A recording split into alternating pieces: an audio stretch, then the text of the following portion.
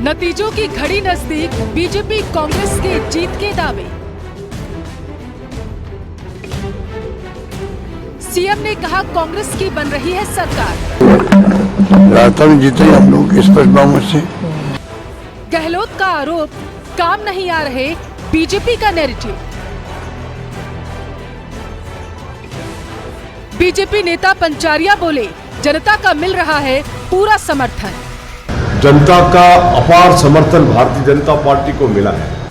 पंचारिया ने कहा, parliament board तय करेगा सीएम फेस।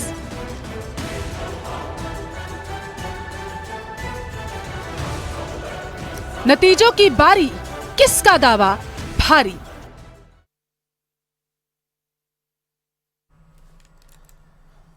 नमस्कार, इलेक्शन बिग डिबेट में बहुत स्वागत है आप सभी का। आपके साथ मैं पल्लवी रविंद्र सिंह। आज का मुद्दा है नतीजों की बारी, किसका दावा भारी। 3 दिसंबर को सबको बेसब्री से इंतजार। भारी मतदान से सभी अपने अनुमान लगा रहे हैं। इस बीच सीएम गहलोत का बड़ा बयान सामने आया। गहलोत ने कहा है कि हमने विकास के मुद्दे पर चुनाव लड़ा और कांग्रेस की सरकार बनने जा रही। सीएम ने कहा, वैसे जनता माई बाप है, इसका फैसला जो होगा वो सिर आंखों पर होगा। गहलोत ने यह भी कहा है कि बीजेपी के नैरेटिव काम नहीं आ रहे हैं। वहीं बीजेपी चुनाव प्रबंधन समिति के संयोजक नारायण पंचारिया ने कहा है कि बीजेपी को जनता का पूरा समर्थन मिल रहा। पंचारिया ने यह भी कहा कि सीएम फेस पार्लियामेंट्री बोर्ड तय करेगा। आज की चर्चा करेंगे इसी मुद्दे पर और हमारे साथ तमाम मेहमान जुड़ चुके हैं, उनके साथ सीधा रुख करेंगे। बीजेपी प्रवक्ता हमारे साथ विकास जी जुड़े हुए हैं, बहुत स्वागत है सर आपका। कांग्रेस प्रवक्ता प्रतीक सिंह हमारे साथ हैं और वरिष्ठ पत्रकार आशुतोष जी हमारे साथ जुड़े हुए हैं। बहुत स्वागत है आप सभी मेहमानों का। और चर्चा की शुरुआत मैं प्रतीक जी आपसे करना चाहूंगी। सत्ता में आप लोग हैं, विपक्ष में बीजेपी बैठी है। बीजेपी ने कहा है कि पार्लियामेंट्री बोर्ड तय करेगा कि सीएम कौन होगा राजस्थान का। कांग्रेस की तरफ से सीएम का चेहरा क्लियर है या अभी भी कुछ बातचीत होना बाकी रह गया है? देखिए, कांग्रेस पार्टी की तो हमेशा से परिपाटी रही है कि जो विधायक चुन करके आते हैं वो ये डिसाइड करते हैं कि मुख्यमंत्री कौन होगा। और आज़ादी के बाद से लेकर के और आज तक कांग्रेस की यही परिपाटी रही है। संविधान भी यही कहता है। तो जाहिर सी बात है कि जो विधायक चुन करके आएंगे वो डिसाइड करेंगे कि मुख्यमंत्री कौन होगा।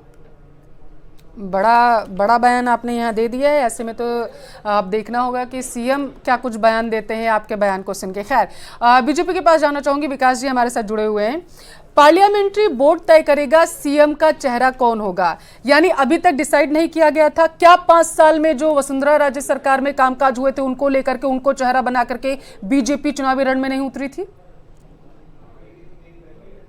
देखिए, भारतीय जनता पार्टी पूर्ववर्ती भारतीय जनता पार्टी की प्रदेश सरकारें और साथ ही साथ केंद्र में काम कर रही नरेंद्र मोदी सरकार, दोनों के कामों को लेकर और वर्तमान की राजस्थान की कांग्रेस सरकार के विरोध को लेकर चुनाव में उतरी थी। और उसका परिणाम है कि लोगों ने भरपूर मतदान किया है, बहुत ही जोश के साथ, बहुत ही उत्साह के साथ। और जल्द ही जो है वो आपको देखने को मिलेगा कि भारतीय जनता पार्टी की एक विशिष्ट बहुमत, जो कि आज तक के इतिहास में अनूठा होगा, ऐसे बहुमत के साथ सरकार बनेगी। और रही बात चेहरे की, तो चेहरा हमारे यहाँ पर केंद्रीय नेतृत्व है। हमने नरेंद्र मोदी और कमल के निशान के ऊपर चुनाव लड़ा है। और विधायक दल, जैसे ही हमारा विधायक दल जो है वो स्टेबल हो जाएगा, चुनाव के बाद विधायकों की संख्या आ जाएगी, उसके बाद वसुंधरा राजे सरकार में जो कामकाज किए गए थे, क्या उनको लेकर के बीजेपी चुनावी रण में नहीं उतरी? बिल्कुल, उनको कामकाज को लेकर चुनावी रण में उतरे हैं, साथ ही साथ केंद्र के कामकाज को लेकर भी चुनावी रण में उतरे हैं। चलिए ठीक है, आशुतोष जी के पास जाते हुए। आशुतोष जी, ये जो अभी आपने बयान दिया कि केंद्रीय नेतृत्व तय करेगा कि कौन चेहरा होगा कौन नहीं होगा, ये आगे जब जीत होगी उसके बाद तय किया जाएगा। जनता आपको नहीं लगता कि आपका ये बयान सुन के अभी कंफ्यूज हो रही होगी, कि वो सोच रही होगी कि हमने सीएम अशोक गहलोत के चेहरे पर जो था अपना मताधिकार का प्रयोग किया था जाकर के, अब कांग्रेस के प्रवक्ता ये बयान दे रहे हैं? देखिए पल्लवी जी, ये दोनों दल के नेता चाहे जो बयान दें, लेकिन दोनों दलों की स्थिति कमोबेश एक जैसी ही है। भारतीय जनता पार्टी में जो संसदीय बोर्ड तय करता है, यानी कह सकते हैं कि बड़े नेता हैं, बड़े चेहरे हैं, दिल्ली में बैठे हुए लोग तय करते हैं मुख्यमंत्री कौन होगा।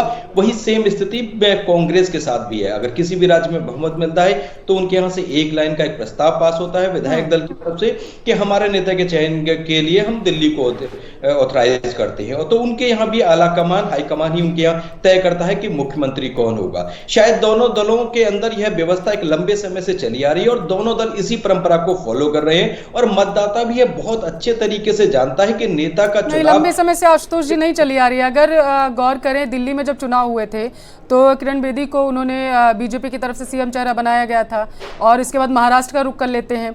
इन दोनों ही प्रदेशों में बीजेपी की हार हुई थी।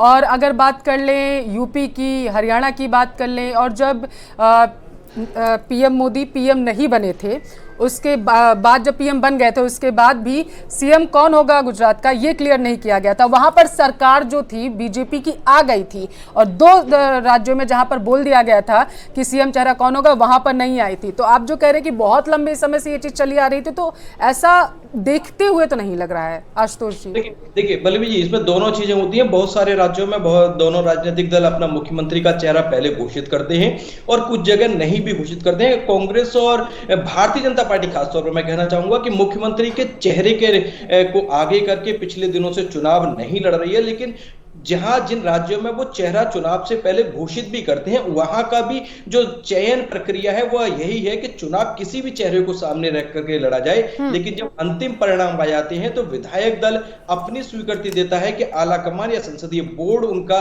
मुख्यमंत्री के नाम की घोषणा करे और अंततः प्रैक्टिकली यही होता है कि संसदीय बोर्ड यानी कह सकते हैं कि दिल्ली से ही दोनों दलों के मुख्यमंत्रियों का चयन होता है। पल्लवी जी। नहीं आशुतोष जी, ठीक है, इसका जवाब फिर प्रतीक जी से ले लेते हैं। प्रतीक जी, पिछले कुछ सालों की अगर गौर करें, जब आपकी पार्टी जो थी जीत करके राजस्थान में वापस आई तो बड़ी ही जो स्थिति थी वो गंभीर हो गई थी। जिस तरीके से खींचमखाच देखी गई सचिन पायलट और सीएम अशोक गहलोत के बीच में, क्या उसको देखते हुए इस बार जब आप लोग चुनावी रण में उतरे तो आप लोग कह रहे हैं कि नहीं, सीएम चेहरा अभी हम नहीं बताएंगे, आगे चल करके बताएंगे? देखिए पल्लवी जी, कांग्रेस पार्टी ने कभी भी चाहे से आप प्रधानमंत्री के चुनावों के समय में लोकसभा के चुनावों की बात कर लीजिए या फिर विधानसभा के चुनावों की बात कर लीजिए, कांग्रेस पार्टी की पूरी तरीके से जो आस्था रही है वो संविधान में रही है। और संविधान की व्यवस्था ये है कि जो विधायक चुन करके आते हैं वो ये डिसाइड करते हैं कि उनका नेता कौन होगा। और कांग्रेस पार्टी की यही रिवायत रही है, यही परंपरा रही है कि जो विधायक चुन करके आते हैं वो ही डिसाइड करते हैं कि कौन हमारा नेता होगा, कौन मुख्यमंत्री का चेहरा होगा। और पुनः क्योंकि चेहरा तो हमने देखा, ये तो अब हमारे सामने चेहरा तो मुख्यमंत्री जी का है ही, लेकिन पुनः मैं बोलूंगा कि विधायक चुन करके आएंगे, वो ये डिसाइड करेंगे हमारा नेता कौन होगा और वो नेता वो नेतृत्व करेगा और वो मुख्यमंत्री बनेगा। इसके अंदर तो यही संविधान की परंपरा है और यही संविधान की परिपाटी है, संविधान। चलिए ठीक है प्रतीक जी, क्या आपको ऐसा लगता है कि कांग्रेस के वो विधायक एक बार फिर से अपना नेता सीएम अशोक गहलोत को चुनेंगे, जब सचिन पायलट और सीएम के बीच में खींचातान देखी जा रही थी और सीएम की तरफ से यह बयान दिया गया था कि जिन्होंने भी एक पार्टी से पैसा अगर ले लिया हो तो वो वापस कर दे। उसके बाद सचिन पायलट ने कहा था कि अपने ही विधायकों पर इस तरीके की टीका टिप्पणी करना, जिन्होंने आपको अपना नेता चुन के उस गद्दी पर बिठाया है जिस पर आप अभी बैठ के इस तरीके के बयान कर रहे हैं, ये गलत है। तो क्या आपको लगता है अगर मैं कहूं कि कांग्रेस जीतती है तो वो विधायक दोबारा से सीएम का साथ देंगे? ये मैं आपकी राय जानना चाहता हूं। देखिए, अगर मगर की तो कोई गुंजाइश ही नहीं है। कांग्रेस की सरकार पुनः बनकर के आ रही है, 120 से ज्यादा सीटें जीत करके हम पुनः सरकार बनाएंगे और वही 120 से ज्यादा विधायक ये तय करेंगे कि उनका नेता कौन होगा। वर्तमान में उस विधायक दल का नेता मुख्यमंत्री अशोक गहलोत हैं। जब 3 तारीख को रिजल्ट आएंगे तो पुनः ये डिसाइड होगा कि नेता कौन होगा, वो मुख्यमंत्री बनेगा। नहीं तो मेरा वही सवाल, जितनी स्पष्टीकरण के साथ आपने ये बोला कि अगर मगर की कोई गुंजाइश ही नहीं है, कांग्रेस जो है वो सत्ता में वापसी करे, तो उसी तरीके से जवाब दे दीजिए ना, हाँ या ना में जवाब दे दीजिए। नहीं, मैं तो स्पष्टीकरण से बोला, वर्तमान समय में अशोक गहलोत हमारे विधायक दल के नेता हैं। उन दिनों को विधायक याद कर लेंगे, ये बताइए, उन दिनों को विधायक याद करेंगे या फिर सोचेंगे नहीं आज के दिन को हम देखते हैं? अब ये देखिए, उनके मन की बात तो मैंने सुनी नहीं है। मैं तो ये कह रहा हूं वर्तमान में अशोक गहलोत जी विधायक दल के नेता हैं। 3 तारीख को पुनः जब विधायक दल का नेता चुना जाएगा तो विधायक अपने नेता तय कर लेंगे, लेकिन वर्तमान में अभी मुख्यमंत्री जी विधायक दल के नेता हैं। ठीक है, सीएम जो है वही विधायक दल के नेता हैं और आगे विधायक तय करेंगे, ये कह रहे हैं प्रतीक जी। अब अगर विधायकों को याद रह जाएगा तो बड़ी दिक्कत हो जाएगी, पिछले कुछ सालों की बातें। खैर, विकास जी आपके पास आते हुए क्या कारण रहा है, आपको क्या लगता है? क्योंकि बीजेपी ने जिन भी राज्यों में अपना सीएम फेस तय कर लिया वहां पर उन्हें हार का सामना करना पड़ा। जैसे मैं आशुतोष जी से लगातार बातचीत कर रही थी, और वहां पर हार का सामना करना पड़ा। इसी वजह से अगर यूपी की बात करें, हरियाणा की बात करें, वहां पर सीएम का चेहरा क्लियर नहीं किया और वहां पर जीत है। और यही वजह है कि राजस्थान में भी अभी आप लोग सीएम का चेहरा क्लियर नहीं कर रहे हैं। विकास जी, नहीं पल्लवी जी, उत्तर प्रदेश में तो सीएम का चेहरा डिक्लेयर किया था, हरियाणा में भी किया था बीजेपी ने। चुनाव से पहले नहीं किया था, चुनाव के बाद किया था। सीएम योगी के चेहरे पर चुनाव से पहले किया था। आप देखिए दोबारा सरकार रिपीट हुई है। नहीं कर रही हूं मैं, अभी तो सीएम योगी दोबारा चुनाव लड़के आ गए हैं। अभी तो वो सीएम बन गए, उन्हीं के चेहरे पे आप लोग गए थे। मैं उसके पहले की बात कर रही हूँ। विकास जी। जी पल्लवी जी, सबसे पहले तो मैं आपको एक सुझाव देना चाह रहा था, शायद आप भूल ही गई। अभी अभी बड़ा एक ब्रेकिंग न्यूज सी जो है वो आपको स्क्रीन पे दिखानी चाहिए थी। मेरे साथी प्रवक्ता करेंगे 120 सीटें जीत रहे हैं, तो पहले मैं इनसे वो सूची चाहूंगा। तो जनता में भी उत्सुकता होगी कि 80 सीटें कौन सी हार रहे हैं इनके अनुसार। भाई वो कौन है वो बलि के जिन लोगों को हारने के लिए मैदान में उतारा गया, ये बताना चाहें तो जरा वो जान लीजिए। दूसरी बात मैं आपको बताऊं कि भारतीय जनता पार्टी ने 5 साल हर पटल के ऊपर कांग्रेस सरकार की नाकामियों का विरोध किया, और इसमें पूर्व मुख्यमंत्री वसुंधरा राजे जी, तत्कालीन प्रदेश अध्यक्ष और भी बहुत से नेताओं ने बराबर की जिम्मेदारी निभाई है। अब केंद्रीय नेतृत्व को यह देखना है कि किस नेता को क्या दायित्व दिया जा सकता है जिससे कि जनता की सेवा करी जा सके। और हमारे यहाँ पर जो केंद्रीय नेतृत्व तय करता है वो हमेशा पालन हुआ है। साथ ही साथ मैं राजस्थान को वो दिन याद दिला देता हूं, अभी ये बात चल रही थी कि सिंगल एजेंडा पास होता है। कुछ महीने पहले जब इनके राष्ट्रीय अध्यक्ष के चुनाव हो रहे थे तो सिंगल एजेंडा पास करवाने इनके पर्यवेक्षक आए थे, और पूरे राजस्थान ने देखा कि किस प्रकार सरकार के विधायकों ने जाकर इनके विधानसभा अध्यक्ष को इस्तीफे पेश कर दिए, और मुख्यमंत्री खुद जो है वो पर्यवेक्षकों से नहीं मिले। तो इनके मुख्यमंत्री कौन होगा, और मुख्यमंत्री, खैर ये चीजें अपन डिस्कस ही क्यों कर रहे हैं, क्योंकि ये पूरा राजस्थान जानता है कि इनकी सरकार आएगी कि नहीं आएगी। इनके खुद के मंत्रियों और विधायकों ने कह दिया है कि एक 7 सीटर गाड़ी के अंदर विधानसभा जाएंगे। तो ये तो बात ही नहीं, लेकिन बात इनकी जो बात कर रहे हैं उसकी सत्यता की है कि ये कहते क्या हैं और इनकी कथनी और करनी में कितना बड़ा अंतर आ जाता है जब वो चीजें पटल पर एग्जीक्यूट करने की होती है। क्योंकि ये बात करते हैं कि इनका नेतृत्व तय करेगा। भैया नेतृत्व ने तो गहलोत साहब को तय किया था, तो आपके प्रदेश अध्यक्ष और तत्कालीन डिप्टी सीएम जो है वो बगावत करके चले गए, फिर वो आ गए। अभी 4-5 महीने पहले तक उन्होंने अजमेर से यात्रा निकाली सरकार के विरोध में और स्टैच्यू सर्किल पे धरना दिया। आपके पर्यवेक्षक जो है वो सूने हाथ लौटे। पूरी कोशिश करी गई कि उनको राष्ट्रीय अध्यक्ष बना दिया जाए या राष्ट्रीय अध्यक्ष का जो है वो एक लॉलीपॉप दे दिया जाए उनको और सचिन पायलट को स्टेबल किया जाए, लेकिन नहीं आपके समझ में आए गहलोत साहब। अब आज आप 5 साल, अभी कल तक तो ये कह रहे थे कि हमारे गहलोत साहब के नेतृत्व में बहुत अच्छा काम हुआ है, और आज आप कहते हैं कि सीएम तो जो है वो हमारा विधायक दल तय करेगा। तो ये तो भारी कॉन्ट्राडिक्शन जो इनकी पार्टी की एक मूल बेस है, हर बात में ही होता है, वही कॉन्ट्राडिक्शन, विरोधाभास इनकी बातों में आज नजर आ रहा है। लेकिन मैं भारतीय जनता पार्टी की ओर से बड़ी जिम्मेदारी से ये कहना चाहता हूं कि हमारे यहाँ न आज तक किसी नेता ने ये दावा किया है कि वो सीएम बनने जा रहे हैं, और ये पूर्णतः मैं आपको कहता हूं। चलिए विकास जी, बीजेपी कितनी सीटें जीत रही है बता दीजिए। विकास जी, करेगा बीजेपी कितनी सीटें जीत रही है? भारतीय जनता पार्टी में सीटों, देखिए आज तक देश में आचार संहिता, अभी तेलंगाना में चुनाव हो रहे हैं, किसी भी प्रकार का फिगर आप लोग भी देने के लिए स्वतंत्र नहीं है, और मैं भी कानून का पालन करता हूं। लेकिन मैं आपको यह बता सकता हूं पल्लवी जी कि इस राजस्थान के इतिहास में देखिए, जब जब कांग्रेस का चाहे 2008 का चुनाव ले लो, चाहे कितनी सीटें विकास जी जल्दी से, चाहे 18 का चुनाव ले लो, मेरा निवेदन, मैं सीटों की संख्या तो मैं आपको नहीं बता सकता क्योंकि ये तो आचार संहिता का स्पष्ट उल्लंघन हो जाएगा। और फिर मैं आपको यह बता सकता हूं कि आज तक के इतिहास में हर बार यही हुआ है कि जब भी कांग्रेस शासन करके गई, कांग्रेस बहुत बुरी तरीके से हारी है। और भारतीय जनता पार्टी और इनके बीच में जब हमने इलेक्शन लूज किया, 2018 भी विकास जी याद कर लेते जब बीजेपी बुरी तरीके से हारी। खैर प्रतीक जी, कितनी सीटें थी 2018 में? प्रतीक जी आप ही बताइए। प्रतीक जी आपके पास आते हैं, आप ही बताइए कितनी सीटें? प्रतीक जी, जनता माई बाप है, फैसला जो भी जनता का होगा, ठीक है आऊंगे आपके पास विकास जी। प्रतीक जी, जनता माई बाप है, फैसला जो भी होगा वो सर आंखों पर होगा। इस बयान से सीएम क्या बताना चाहते थे?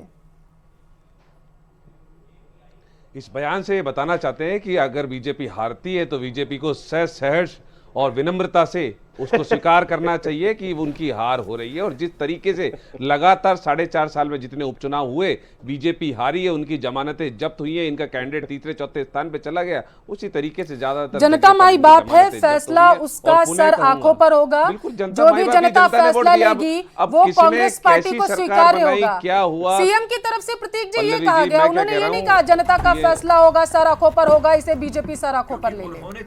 कमाल कर रहे हैं आप। उनके बयान का मैंने आपसे मायने पूछे, आप टिकट एक दूसरे पर कटाक्ष बाद में करिएगा। मायने बता दिया कि जनता वोट दे चुकी है। अब इस बात के कोई मायने बचे नहीं है कि 5 साल की सरकार किस तरीके से चलाई थी, क्या हुआ था, क्या नहीं हुआ था। ये जनता उसके ऊपर वोट दे चुकी है और 3 तारीख को जब मतपेटी खुलेगी तो सहर्ष कांग्रेस और बीजेपी दोनों को स्वीकार करना चाहिए जो भी रिजल्ट रहेगा। ठीक है, ये जो लाइन अभी बोली है प्रतीक जी ने, आशुतोष जी आपके पास आते हुए, क्या आपको लगता है कि दोनों ही पार्टियां अभी जो है वो असमंजस की स्थिति में फंसी हुई हैं? क्योंकि बहुत सारे ऐसे इनके प्रत्याशी थे, मैं कहूंगी कार्यकर्ता थे, जो बागी हो गए और निर्दलीय चुनाव में कोई उतर गया, किसी ने अपना दल बदल कर लिया, बीजेपी में शामिल हो गए, बीजेपी के लोग कांग्रेस में शामिल हो गए। और शायद यही वजह है कि अभी दोनों ही पार्टियां शांति के साथ बैठी हुई हैं, इंतजार कर रही है 3 दिसंबर का कि जो भी होगा उसके बाद ही कोई फैसला लिया जाएगा। आशुतोष जी, अभी दोनों लोग शांत बैठे हुए हैं क्योंकि डर है कि कहीं ऐसा ना हो कि ये त्रिकोणीय हो जाए कहीं ना कहीं मुकाबला और किंग मेकर की भूमिका में दूसरी पार्टियां आ जाए छोटी मोटी। आशुतोष जी, आप बिल्कुल ठीक कह रहे हैं। इस बार का जो राजस्थान का चुनाव था वो बहुत उलझा हुआ चुनाव था। वोटिंग से पहले उलझा हुआ था, लेकिन वोटिंग के बाद में वो और ज्यादा उलझा हुआ नजर आ रहा है। यही कारण है कि दोनों राजनीतिक दल अपनी जीत का तो दावा कर रहे हैं। भारतीय जनता पार्टी भी एक तरफ जीत का दावा कर रही है, उनकी तरफ से पंचारिया जी का बयान आया कि हमारा मुख्यमंत्री का चयन कैसे होगा। वहीं कांग्रेस के लोग भी जीत का दावा तो कर रहे हैं, लेकिन शायद कॉन्फिडेंट नहीं है। और उसके पीछे जो आपने कारण बताया वो बहुत प्रैक्टिकल और बहुत बड़ा कारण है कि इस बार जिस तरह से बागी दोनों दलों की तरफ से खड़े हुए, जिस तरह का त्रिकोणीय और चतुष्कोणीय मुकाबला हमको पूरे राजस्थान में देखने के लिए मिल रहा है। अब तक ऐसा कुछ एक सीटों पर होता था, 10-12 सीटों पर होता था, लेकिन मैं कह सकता हूं कि लगभग 100 से ज्यादा सीटें इस बार ऐसी हैं जहां त्रिकोणीय और चतुष्कोणीय मुकाबले हैं, जिनके परिणाम, अंतिम परिणाम शायद 3 तारीख को जब आएंगे उसी समय हमको पता चलेगा। इसलिए मुझे लगता है कि दोनों राजनीतिक दल कोई फिगर बताने के लिए, कोई संख्या बताने के लिए जिस तरह से परहेज बरत रहे हैं, उसके पीछे एक बहुत बड़ा कारण यही है। क्योंकि मध्य प्रदेश के लिए तो भारतीय जनता पार्टी के नेता फिगर बताने से नहीं चूक रहे हैं, वहीं छत्तीसगढ़ में कांग्रेस के नेता फिगर बताने से नहीं चूक रहे हैं कि हम कितनी सीटें जीत रहे हैं। लेकिन राजस्थान आते आते दोनों राजनीतिक दल परहेज कर रहे हैं, और परहेज करना उनका स्वाभाविक भी है, जायज भी है। जिस तरह के वोटिंग के आंकड़े चुनाव आयोग जारी कर रहा है पल्लवी जी, उससे गेम कितना फंसा हुआ है आप देख सकते हैं। रूरल में वोटिंग ज्यादा हुई है, अर्बन में वोटिंग कम हुई है, महिलाओं में वोटिंग ज्यादा हुई है, पुरुषों में वोटिंग कम हुई है। नए जिले जहां बने हैं वहां वोटिंग कुछ जगह बढ़ी है, कुछ जगह कम हुई है। इतने तरह के समीकरण इस बार के राजस्थान के चुनाव में उलझे हुए हैं कि निश्चित तौर पर जो परिणाम आएंगे वो इन दोनों राजनीतिक दलों के साथ में। अब नए जिलों की बात कर रहे हैं, नए जिलों का अगर जिक्र करें तो कुछ जगहों पर जैसे आपने बताया कि वोटिंग प्रतिशत जो है वो बढ़ा है, कुछ जगहों पर घटा है, तो इसे किस तरीके से आखिर देखा जाए? नए जिले बने तो लोग खुश हुए या फिर लोग नाखुश हो गए?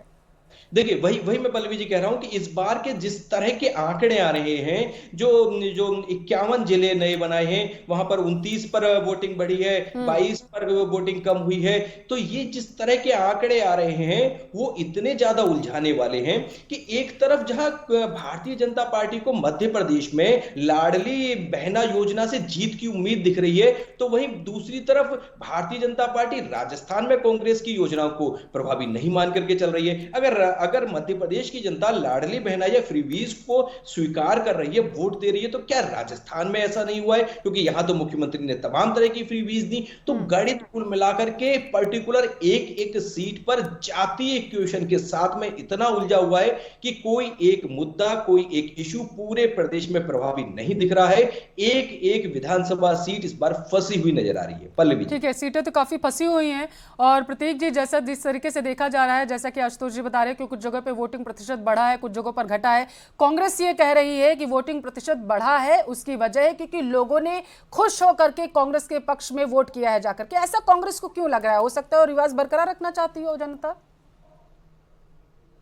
पल्लवी जी, आपको पता होगा कि पिछली बार से इस बार 2 घंटे का समय वोटिंग के लिए बढ़ाया गया। सुबह 1 घंटा बढ़ाया गया और 1 घंटा शाम को बढ़ाया गया, और उसके बावजूद भी जो वोटिंग परसेंटेज बढ़ने का जो आंकड़ा है वो मात्र 0.74% है। तो मुझे नहीं लगता कि आप इसको बड़ा हुआ आंकड़ा मानेंगे। हाँ, जनता ने एक अच्छा सम्मानजनक एक अच्छी वोटिंग की है, सरकार के लिए वोटिंग की है, और नए जिलों के लगभग 29-30 सीटें ऐसी हैं जिसके अंदर वोटिंग परसेंटेज बढ़ा है। तो नए जिले बनने से, योजनाओं से उनको उत्साह था और उत्साह के साथ में उन्होंने वोट किया है। ये अब सारी चीज़ें जो जनता का जो विचार था, जनता की जो अपनी धारणा थी, वो मतपेटी में पैक हो चुकी है। अब जब ईवीएम 3 तारीख को खुलेगी तो निश्चित तौर पे कांग्रेस की सरकार बनेगी और आशुतोष जी 120 को अगर सीटों आप से सुनते ज्यादा तो जीत उन्होंने ये भी करके कहा कि पुनः हम कुछ जगहों सरकार पर वोटिंग बनाएंगे। प्रतिशत नए जिलों में घटा भी है, तो उसको किस तरह क्या उत्साह नहीं रहा मैं था तो कह रहा हूं लोगों में, अब जाकर के देखिए बैठ गए पल्लवी जाकर जी, के इन लोग सब कहने लगे नहीं डिस्कशन करेंगे करने वो। से अब लब्बो लुआब इसका एक ही है, इन सारे डिस्कशन का लब्बो लुआब एक ही है। तो 3 तारीख को जब मत पेटियां खुलेंगी, जब ईवीएम खुलेंगी, तो पता लग जाएगा कि किसकी सरकार आने वाली है, और वो इसी समय पे जब शाम को बैठेंगे तो पता होगा कि कांग्रेस की अब सरकार इतनी बन शांति चुकी से है। तो कांग्रेस बैठी नहीं होगी, जैसा सीएम की तरफ से कांग्रेस की तरफ से लगातार ये बयान दिया जा रहा है कि निर्दलीयों का भी समर्थन नहीं लेंगे, किसी का समर्थन नहीं लेंगे। गोविंद सिंह डोटासरा ने अभी बयान दिया कि हम निर्दलीय क्योंकि जो पूर्ण तरीके किसी से का हमारी समर्थन सरकार नहीं बन रही है, लेंगे इसलिए और निर्दलीयों का सरकार समर्थन की जरूरत बनाएंगे ही नहीं है। आकर के दोबारा से कांग्रेस की सरकार आ रही है, ये निर्दलीयों कहा की जा रहा है यही कांग्रेस की तो मैं तरफ से। कह और रहा आप हूं, शांति निर्दलीयों से के कह रहे हैं समर्थन की 3 जरूरत ही दिसंबर नहीं को है। होगा, 3 दिसंबर को होगा। खैर विकास जी, आपके पास आते हो, बिल्कुल, जल्दी से निर्दलीयों के 30 सेकंड में समर्थन की आप जरूरत ही अपना नहीं, क्योंकि बात को सरकार पूरा बन रही है करिएगा क्योंकि हमारी। समय की कमी है। विकास जी मेरे पास वोटिंग प्रतिशत बढ़ा है, कांग्रेस के पक्ष में खुश होकर के जनता ने वोट किया है, कहना है प्रतीक जी का। कांग्रेस के तमाम नेता यही कह रहे हैं, लेकिन बीजेपी को लग रहा है कि रिवाज कामयाब रखेगी राजस्थान की जनता। ऐसा क्यों लग रहा है? हो सकता है कि कांग्रेस सच कह रही हो, क्योंकि यहाँ तो सारे कयास में ही बातें चल रही हैं प्रतीक जी के कहे अनुसार। विकास जी, पिछले 4 चुनावों का हमेशा का ये रिवाज ही रहा है राजस्थान का कि जब भी इन लोगों ने इलेक्शन लूज किया है तो इन्होंने बुरी तरीके से चुनाव आ रहा है, वो सिर्फ इनकी रणनीतियों की वजह से। आज चाहे प्रदेश का विद्यार्थी हो, चाहे प्रदेश का युवा हो, चाहे प्रदेश की बहन बेटियां हो, चाहे प्रदेश का किसान हो, हर वर्ग के साथ अन्याय इस सरकार ने किया है और सिर्फ अपनी सत्ता, अपनी कुर्सी को बचाने में पूरे 5 साल इन्होंने निकाले हैं।